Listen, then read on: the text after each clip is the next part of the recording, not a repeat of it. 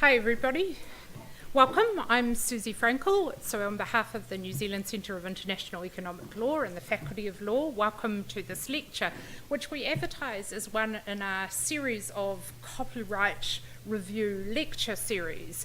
The series has been going on about as long as the review and will continue to go on as long as the review. So like the review, it's hard work and intermittent as well, but we'll have 3 or 4 more lectures this year. So thanks for joining us, and we'll be advertising those. But it's my pleasure today to welcome our guest speaker, Rebecca Giblin, and of course you have the title of her talk, Moving Towards a Copyright Bargain.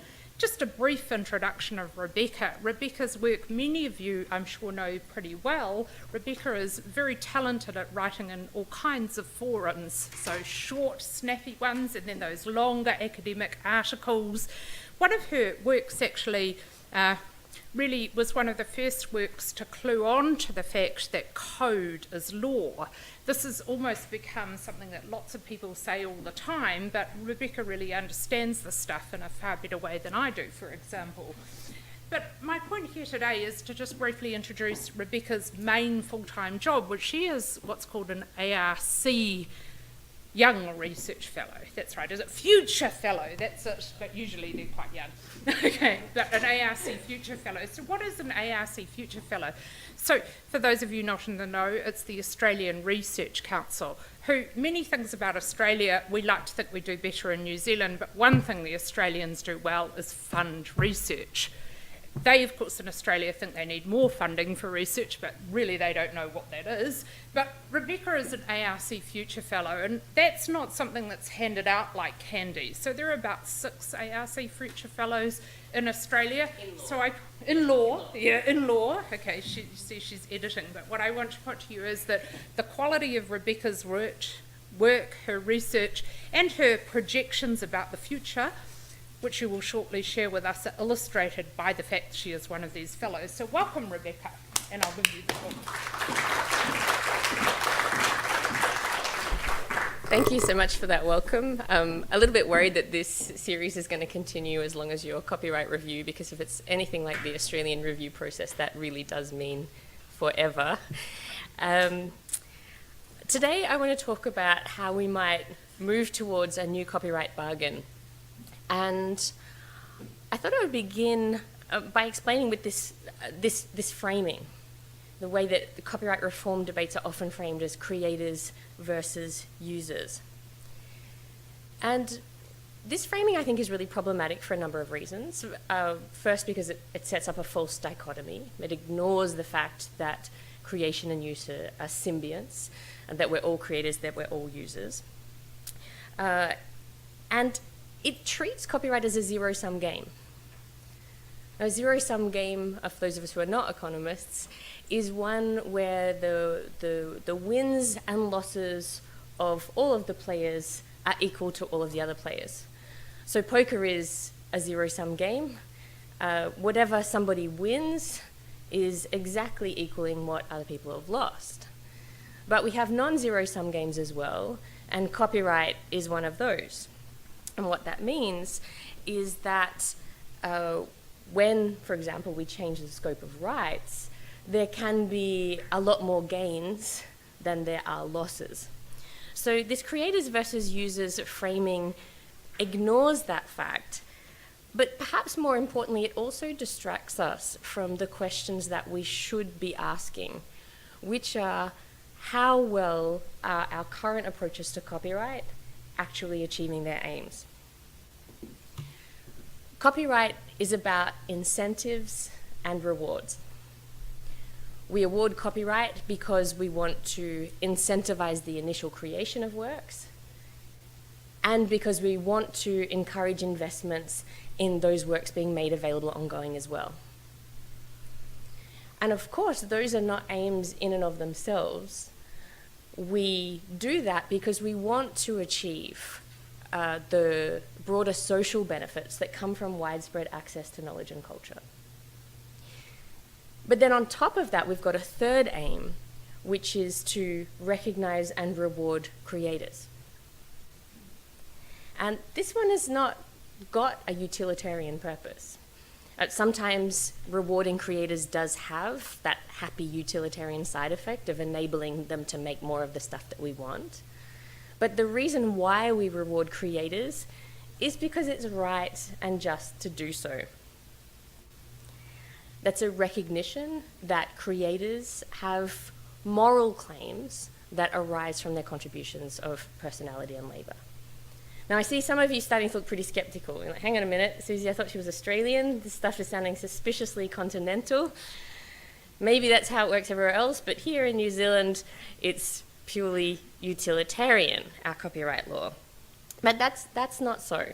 Right? The copyright laws in every country have elements that are traceable to both utilitarian and naturalist justifications. Very clearly here you can see it in your statute, in your performers' rights and your moral rights. But more crucially, I think, if you look into your case law, you can see reasoning that's constructed around this romantic ideal of authorship. And that does impact on how cases are decided and how the law works. So those rewards motivations are there, even if we don't always think about it in those terms. And it's there because those claims have power. That's why the rhetoric in favour of longer and broader copyrights and against exceptions invariably puts authors at the forefront. You rarely hear claims grounded in the rights of investors to maximise their profits. Of course not. Authors' interests are put at the forefront, often in service to investor interests, because they are powerful and they're effective. And as the Australian reform experience shows, you ignore those claims at your peril. Our Productivity Commission made this mistake a few years back in its draft report, looking at Australia's IP arrangements, and they only recognised copyright's incentives aims, which led them to make this finding suggesting that an optimal copyright term would be about 25 years. Now, it didn't actually recommend making such a change, and it got rid of this in its final report, but that didn't matter.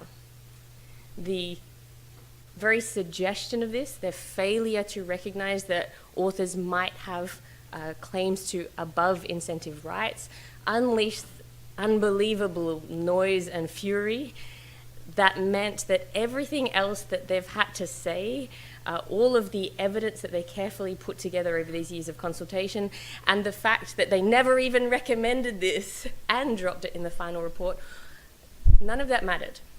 Even today, you cannot discuss the Productivity Commission's report without the discussion being completely derailed by that failure to recognise authors' rewards claims. But the fact that rewarding authors is fundamental to the function and legitimacy of copyright doesn't at all mean that we should just be mindlessly expanding it. It means that we need to pay much more careful attention to how we allocate copyrights, incentives, and rewards. Right now, they tend to get mixed together. We talk about what investors need and what authors deserve without separating those two things out. So think of the red liquid as the incentives component, the blue liquid as the rewards bit. We end up with them effectively merged. But we need to distinguish them because they are different. Crucially, we don't mind who gets copyright's incentives bit. With that, we're merely interested in getting the works produced and made available. But we do care who the rewards part goes to. And that's justifiable only for the creator themselves. And that's not to say that cultural investors are not valid and important. And it's not to say that they don't sometimes themselves have a difficult time making a profit. It's simply to recognise that investors' interests and creators' interests are different, and they need to be satisfied in different ways. So we have to de-merge. We need to conceptually separate out that red bit, the incentive component that can go to anybody, from the blue bit or the rewards component, which is justifiable only for creators themselves. And if you are only going to remember one thing from my talk today, I hope this is going to be it. In the rest of my time, I'm going to talk a bit about how well current approaches are achieving those three fundamental aims. And then I'm going to get us thinking about an alternative bargain, one that would maintain incentives for creators and investors whilst promoting more ongoing access and generating new revenues for creators themselves. So let's start with that first aim, incentivizing the creation of new works. Really important to copyright. But when we separate it out like this, we can see that this aim is purely economic. And it's widely accepted that a grant of 25 years of exclusive rights is enough to incentivize even the most lavish investments. So the Productivity Commission did get that right, even if they were wrong to suggest that copyright was only about incentives. This 25-year mark, it's calculated using various factors. The most important ones are rates of cultural depreciation and factoring in the time value of money. And the time value of money is simply a recognition of the fact that $1 you receive today is worth more to you than $1 you'll receive tomorrow, and much, much, much more than $1 you would get a century down the track. And we all intuitively understand this. Imagine you are interviewing flatmates. You've got two to choose from. They've both offered the same rent. One will pay it monthly up front, and the other one will start paying monthly 10 years after they move out. One of those is worth a lot more than the other, even though we're talking about the same number of dollars. So economists have found over and over and over again, there's really no controversy about this, that the prospect of rights that will be enjoyed more than 25 years in the future add basically zero additional incentive to a person who's deciding whether to invest in a work right now. So we know that 25 years is enough to incentivize the initial creation of works. And of course here, your copyright term is life plus 50. So to the extent it's longer than 25 years, that needs to be justified on other grounds. And commonly, other incentive aims are put forward to do so. Particularly, it's claimed that we need longer rights because cultural intermediaries will not invest on making works available ongoing unless they've got exclusive rights over them. So in other words, the claim is that works in the public domain will be subject to less investment and be less available than those that are under copyright. Now, if this was correct, it would clearly justify longer terms, wouldn't it? Because if we want society to benefit from widespread access to knowledge and culture, that knowledge and culture actually has to be made available. But the thing is, the evidence doesn't support this claim at all. Every published study to have tested this, what we call underuse hypothesis, has actually found the opposite. That works under copyright are less available and receive less investment than those that are in the public domain. And I've listed here just a little light reading if any of you want to dig into this at the end of this lecture. One of the most striking findings, I think, is this one from my colleague Paul Heald. He studied the availability of books by age on Amazon, and he found that the availability of books drops sharply soon after release and then increases rapidly again once they enter the public domain. And as you can see there in the graph, he actually found that there were more books on Amazon that had originally been published in the 1880s than in the 1980s. Now, until recently, all of the studies to have tested this underuse hypothesis had been carried out in the US. And because they were focused on looking at availability within a single jurisdiction, their methodology meant that they had to compare similar works rather than identical ones. But my team recently completed the very first international study to analyze availability by copyright status.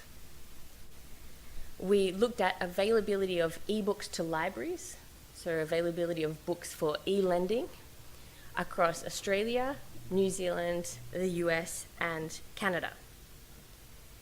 And we used data from Overdrive. For some of you, does anyone use Overdrive from their local library? Yeah, a few people.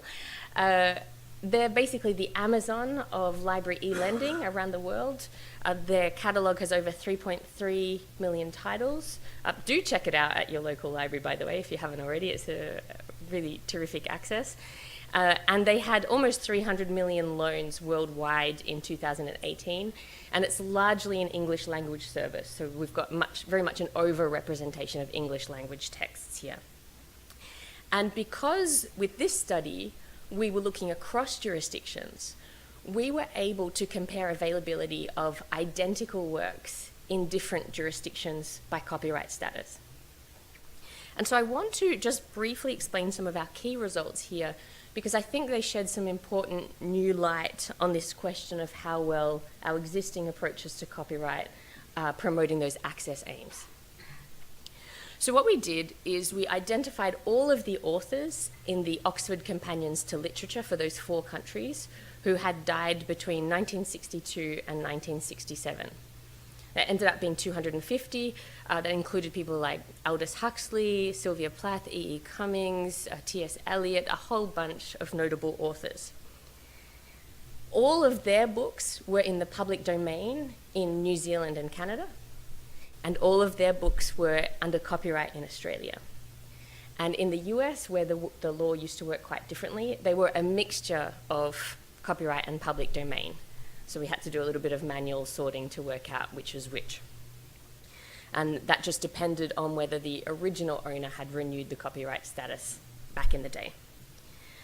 So you can see here we've got really ideal conditions for a natural experiment.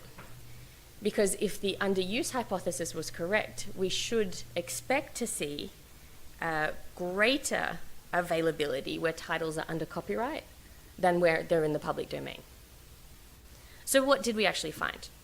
Well, first of all, and I think this is one of the most important findings, a full 54% of those authors had 0 ebooks available to public libraries in any of those 4 countries, regardless of copyright status.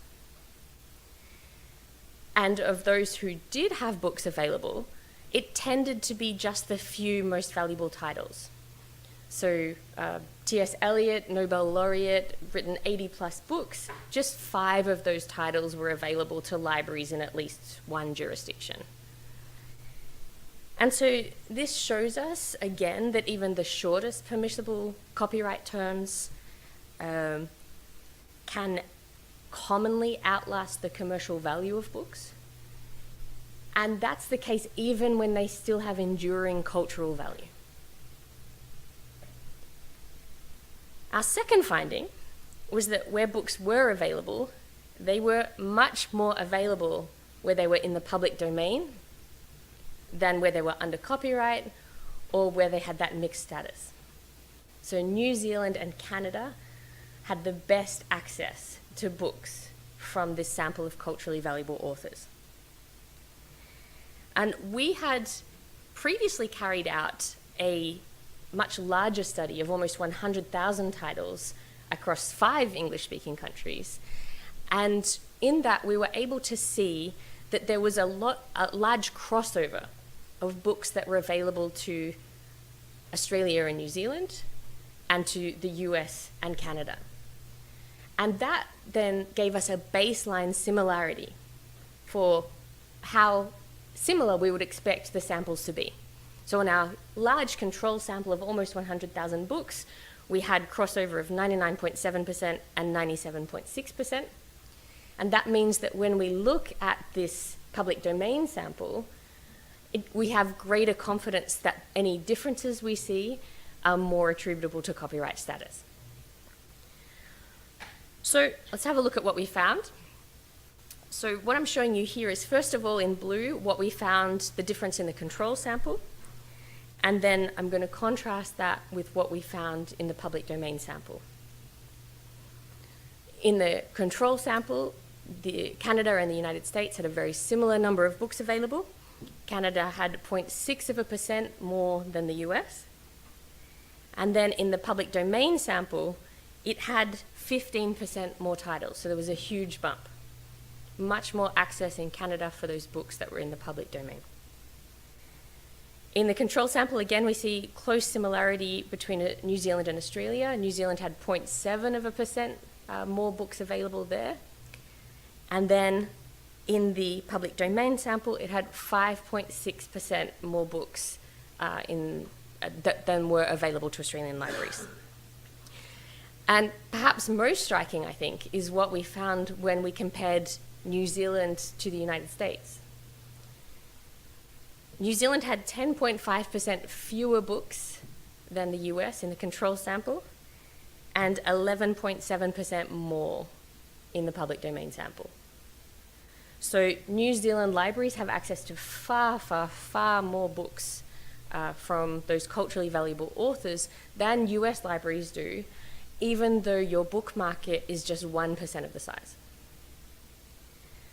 So although publishers could charge higher prices for the books that were under copyright, and indeed that's another thing we found, they were doing that, and those price differences far exceeded the amount that would be being paid in royalties, they were still investing less and providing worse access where books were under copyright than where they were in the public domain.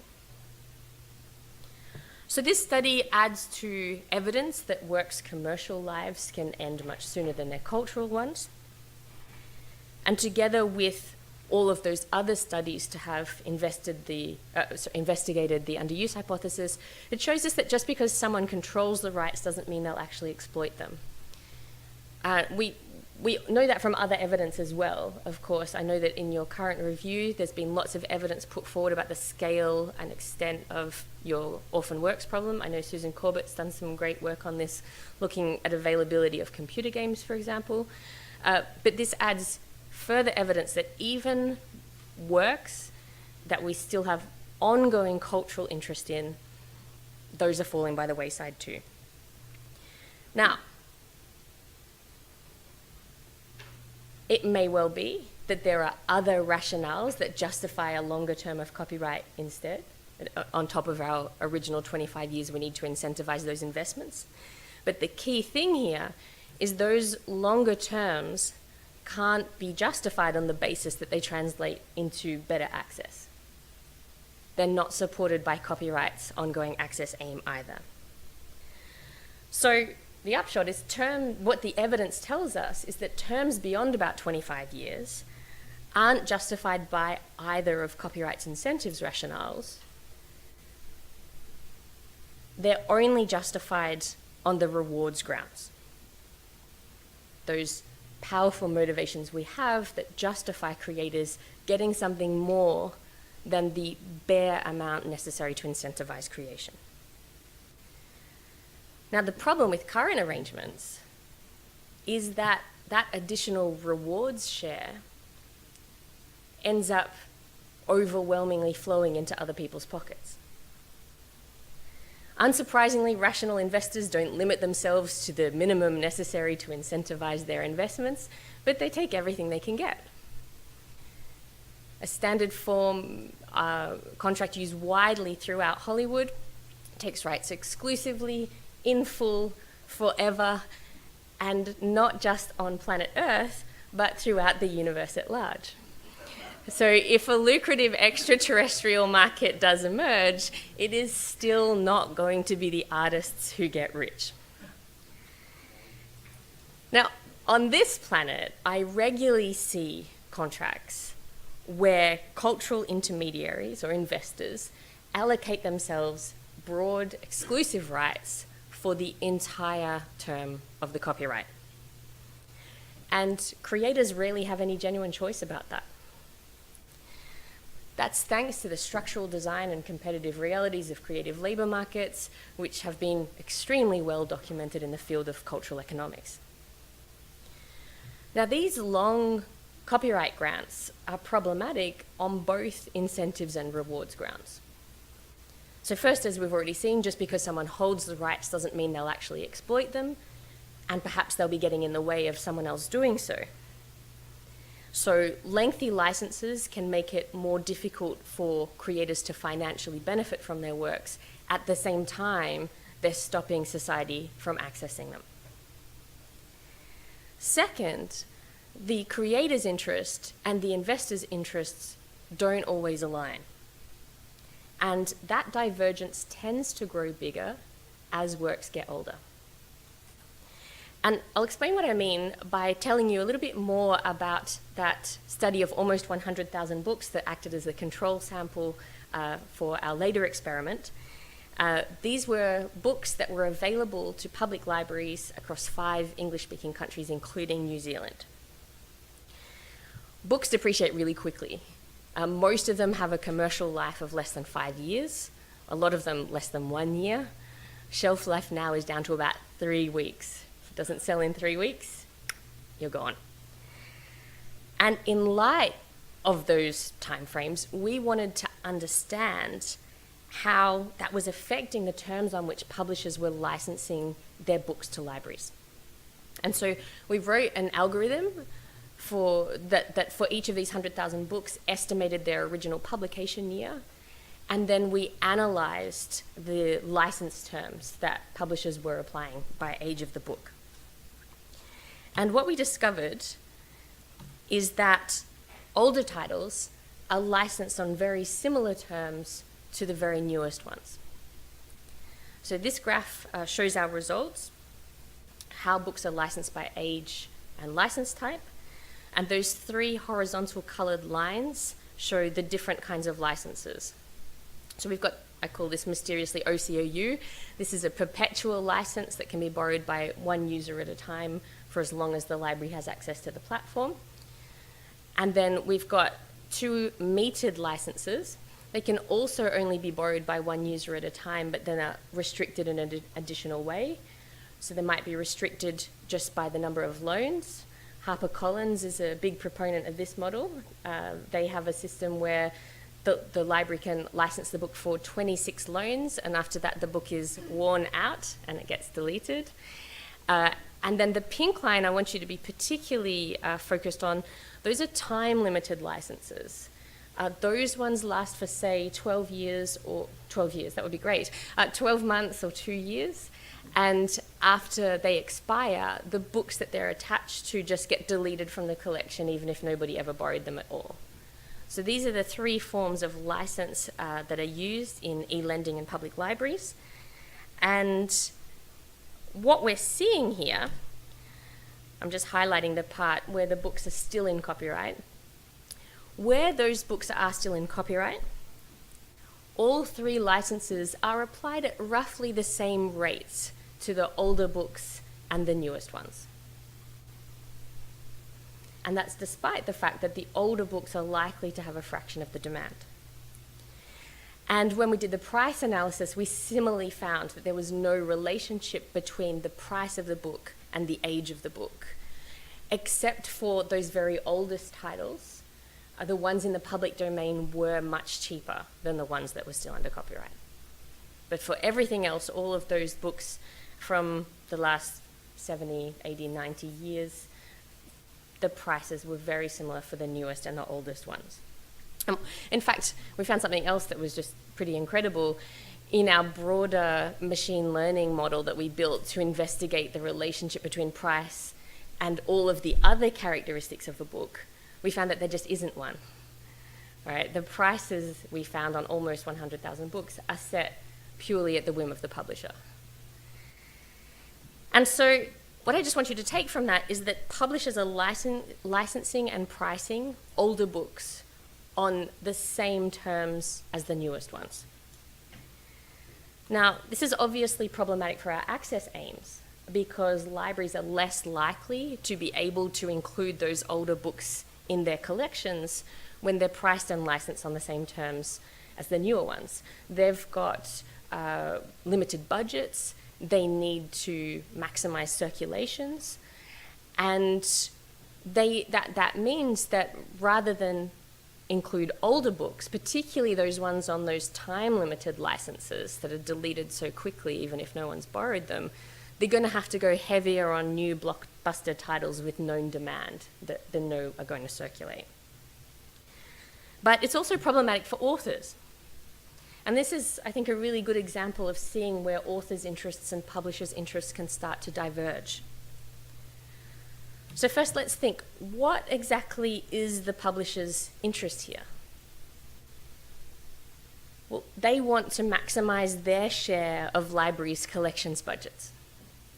They don't have an interest in ensuring any particular author continues to be paid, or ensuring that any particular book continues to be read.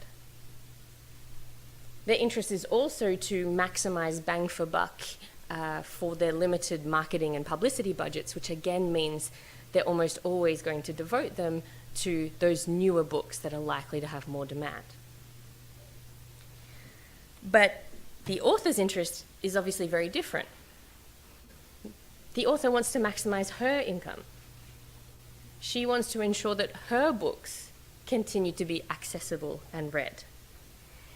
And if she was to control the rights to her back catalogue, she might well be pricing them and licensing them on quite different terms to what her publisher does. So we can see from this example that at least after a certain amount of time, a license or assignment can really start to actually work against an author's interest. Long copyright grants can work against authors' interest in other ways as well. We get a concentration of rights that leads to a lack of competition, that depresses the emergence of new business models. All of that impacts the author's ability to negotiate a higher price. So a big chunk of each copyright, as we've seen, is justified only to reward creators. But as matters now stand, these rewards are overwhelmingly being captured by others. And I'd really love it if you brought this to mind when you hear the pro-author rhetoric that I'm sure is going to be wheeled out a lot over the next few months and years as your copyright review progresses, in order to justify broader copyrights and narrower exceptions. I think we really need to start evaluating those claims that are being made, being much more critical, and where the actual benefits to creators are only justifiable on the most sort of threadbare theory of trickle-down economics, then we need to be calling that out. So if we're serious about supporting creators, that means stopping allowing their interests to be co-opted in order to further the economic interests of others. So to sum up, how well are current approaches working out for us? Well, we're paying way too much, like way more than we need to incentivize initial production. That's actually getting in the way of ongoing access to works. And instead of rewarding creators, those extra rewards are mostly flowing into other people's pockets. Or they're simply going to waste. And that waste speaks to the fact that for nearly every work covered by copyright, it's not worth the owner actually exploiting them. Most of them are worth very little. And as we saw, even culturally valuable works might not be worth exploiting. And that presents us with a classic collective action problem. That individually, they're not worth exploiting, but once we add it all up, cumulatively the lost value to society is really huge. So, once we move away from this, I think, really unhelpful creators versus users framing, and we actually measure current performance against what copyright's meant to achieve, we see that we're paying a lot in exchange for very little. Now, you wouldn't buy a car at a price that factors in a century of maintenance, especially if there was no obligation to actually provide that maintenance. But that's effectively what we're doing with copyright. We're awarding it in a lump sum that's paid upfront in exchange for all of the things that we hope it will achieve, and regardless of whether it actually does so. And that is the root cause of our problems with copyright today. The key to solving them is to be much cleverer about how we allocate these rights. Much cleverer about ownership. Instead of paying up front, we need to start paying in installments. And we can achieve this by returning rights to creators. That's not a radical idea. More than half of the world's nations already have some form of statutory reversion right, which allows authors to reclaim their copyrights in certain circumstances. Some of you will know this, but New Zealand actually had an automatic reversion law that did so until 1962, when it was repealed without explanation against the specific recommendation of the Copyright Committee. Canada still has that same law that New Zealand has, which kicks in 25 years after the author dies. The US law benefits living creators, or at least it can if they're still alive, 35 years after the work was transferred. And there's a bunch of other versions of this. But none of them were designed for the digital era, and so none of them really are designed to benefit from the potentialities that we've got today for a different kind of copyright bargain.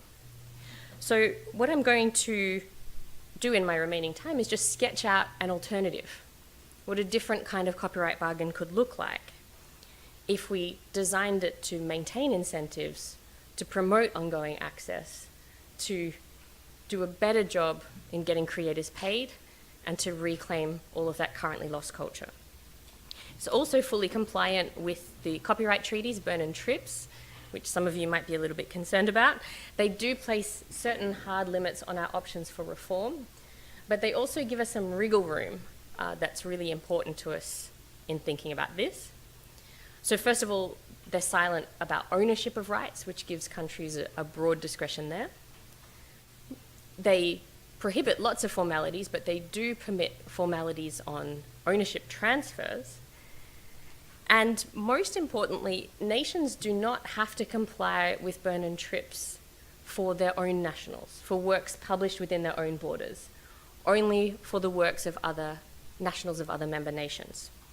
So it's long been assumed that countries would not domestically depart from the treaties on the assumption that would mean treating domestic authors worse than international ones. But I think we've reached a point where that assumption is turned on its head. We've already seen the harms that long grants of copyright can do to creators. And if clawing that back requires some elements that might not be compatible with the treaties, then domestic departure is absolutely an option. I call it the front door out. So all of these things give us a little bit of wriggle room that we might need to take advantage of in thinking about what a different approach could look like. So the full details of this, by the way, and all the minutiae are in the published paper. I've brought copies along. If anyone wants to grab one at the end of the class, please feel welcome. Like just about all of my research, it's all available open access online too, so you can download it if you'd prefer it in that format. I should mention as well, this copyright bargain I'm going to sketch out here, I wouldn't propose for large group works like films, and I wouldn't propose it for works made in the course of employment. Both of those raise quite different issues. But for everything else, this is another way that we could do it. So right now, creators typically own their copyrights first, then they assign or exclusively license rights in order to obtain distribution or audience access. Right now, they can be obliged to give away the whole shebang, but we know that 25 years of exclusivity is enough to incentivize those investments. So one thing we could do is limit exclusive licenses and assignments to 25 years, And we could require them to be registered so that it's clear when they'll end, and to facilitate licensing. And then once the license or transfer expires, could boomerang back to the creator via reversion. From there, the author can deal with their rights in any way that they see fit. They might license it straight back to the same investor if they thought they were doing a terrific job and that was the best place for the work to be. But maybe they will go with a competitor, maybe they'll go with a different business model, maybe they'll license it directly themselves. That would all be within their gift. So if we had this kind of wholesale reversion, it would maintain incentives, because we know 25 years is enough, while also freeing up rights to new investments and giving creators another bite at the cherry, another chance to benefit from their works. But we can take it much further than this. I've been talking about two problems. There's not enough money for creators, and there's too much money being left on the table, right, through all of those rights that are tied up with people who aren't interested in exploiting them. Not enough money, too much money. That framing is suggestive that maybe one problem can help solve the other. And I'm not the first to think of this. Victor Hugo thought of this back in about 1878. He wanted publishers to participate more in supporting authors' heirs. And he wasn't particularly talking about their blood heirs, their direct descendants. He was talking about authors' heirs of the spirit.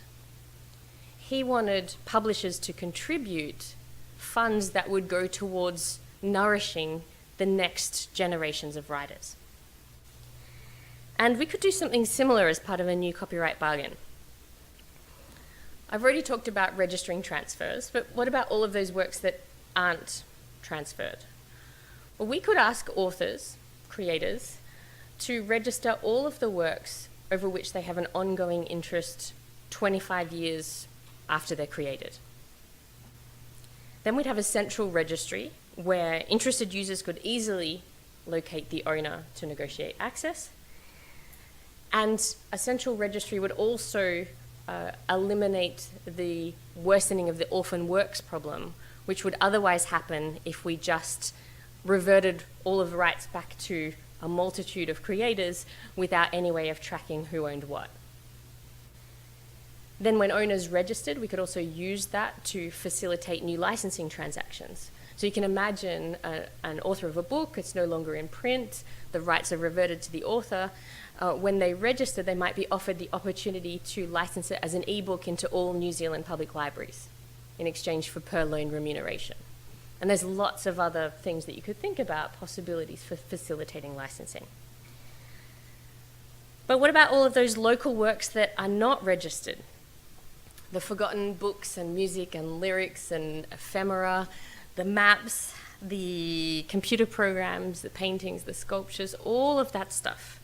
Just about everything that was locally made is at least 25 years old and doesn't appear on the registry. I'd propose that that be looked after by a cultural steward who's tasked with preserving it, licensing it, and promoting access. And there's heaps of uses that those works could be put to once you start thinking about it. You can start thinking about a digital public library or archive, bulk licensing to universities and schools, licensing to creators for remixing into new works, all kinds of possibilities. And of course, if a creator had left something unregistered and later decided they wanted to reclaim it, there's no reason why they wouldn't be able to do so. But of course, when we talk about a bargain, the essence of a bargain is that there's a quid pro quo. Why would creators agree to this? That's an extra impost, them having to muck around with registration. Sure, it's much easier than it used to be, but why would they? What's in it for them? They would do so in exchange for real, tangible benefits. As I would propose to use the revenues generated from that cultural stewardship to go directly towards supporting authorship. So to fund grants and fellowships and prizes. We could get creators paid by reclaiming that lost culture. So you can see how this different kind of copyright bargain takes advantage of the non-zero-sum nature. By changing the scope of rights, creators could win new revenue that simply isn't possible now. The public could win new access that simply isn't available now. We could dramatically reduce the problem of orphan works, as well as those too high transaction costs that make so many uses prohibitive today. So this talk has been about showing that we don't have to put up with our current copyright bargain and the collateral damage that it imposes. We can create a new one that recognizes copyright is not zero-sum, that generates new income to support creators, and that reclaims our lost culture. None of the individual elements of this are radical. You know, we live in a society where we register for everything. We're registered for this talk. We already have time-based reversion laws operating around the world. And in fact, I mentioned the Canadian law that kicks in 25 years after the author dies.